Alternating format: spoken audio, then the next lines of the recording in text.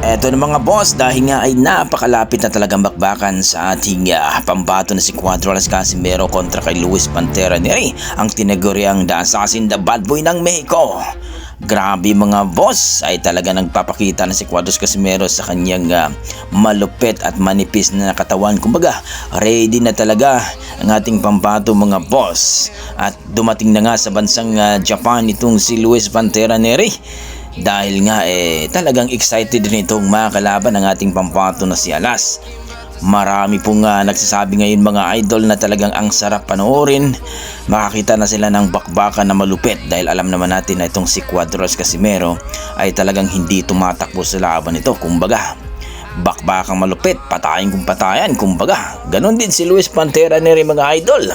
Dahil nga itong si Luis Pantera ay talagang gigil din itong kay Cuadro Casimero dahil tinastok dito ni Cuadro Las Casimero. Kaya naman mga boss, pinakita na po ni Cuadro Casimero ang kanyang susuotin. Grabe naman dito, napakalupit. At makikita mo rin dito ang katawan ni Cuadro Casimero mga boss na sobrang nipis na din. So ayon sa ating mga boxing fans, talagang pareho itong dalawa ay kondisyon na po mga boss. Ayon sa ating mga boxing fans mga boss, ito ang sarap talpakan dahil parehong magaling at parehong malupit. Diga pa ng ating mga boxing fans mga boss, sigurado daw talaga na may gagapang dito. Ayon sa ating mga boxing fans, kailangan daw talagang patulugin ni Cuadro Casimero itong si Luis Pantera Neri, sapagkat kung hindi daw ito matutulog, baka madali pa daw siya sa desisyon. Alam naman natin na itong si Cuadro Casimero mga boss, kahit sikat na ito, pero mas paborito itong si Luis Neri sa mga Hapon. At talagang mas naniniwala sila na tatalunin daw itong si Cuadro Casimero by decision. Kaya ayon sa ating mga boxing fans, talagang kailangan na matikiyo itong si Luis Neri. Sa kabilang banda mga boss ay nag-live po itong dalawang analyst natin mga boss, si James Yansat at si Ed Tolentino. Mukhang hindi nga nagustuhan ng ating mga boxing fans ang sinasabi ng dalawang ito. Dahil nga tinitira daw itong si Kuya Lods. Kumbaga wala daw alam daw ito sa boxing si Kuya Lods.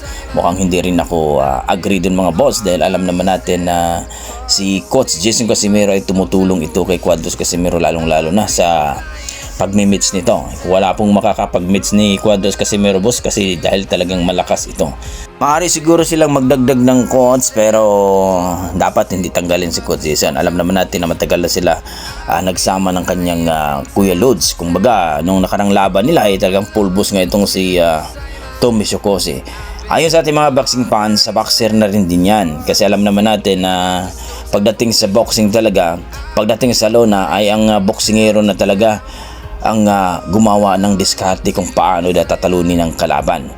Pero bumanat itong mga supporters ni Cuadro Casimero mga boss. Ayon sa mga supporters ni Cuadro Casimero na si Kuyang Joseph, paano na yung MP na malupit ang mga nutritionist at mga coach, pero gumapang daw ito. Anong masasabi nyo dito mga boss?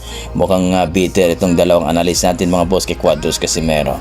So siguro mas igihan ni Cuadro Casimero, no? Kumbaga tatalunin itong Luis Neri via TKO para talagang ipagmukha, no, ng Cuadro Casimero na mali ang kanilang prediction. So sinabi nga ni Cuadro Casimero dito na wala naman daw alam itong dalawang analyst na ito, lalong-lalo daw itong si James Yansat. So kayo mga boss, anong masasabi nyo dito sa pahayag ng dalawang analyst mga boss? Agree ba kayo na walang alam itong si Kuya Lod sa pagboboxing? Please comment down below mga boss para ating pag-usapan. Maraming salamat.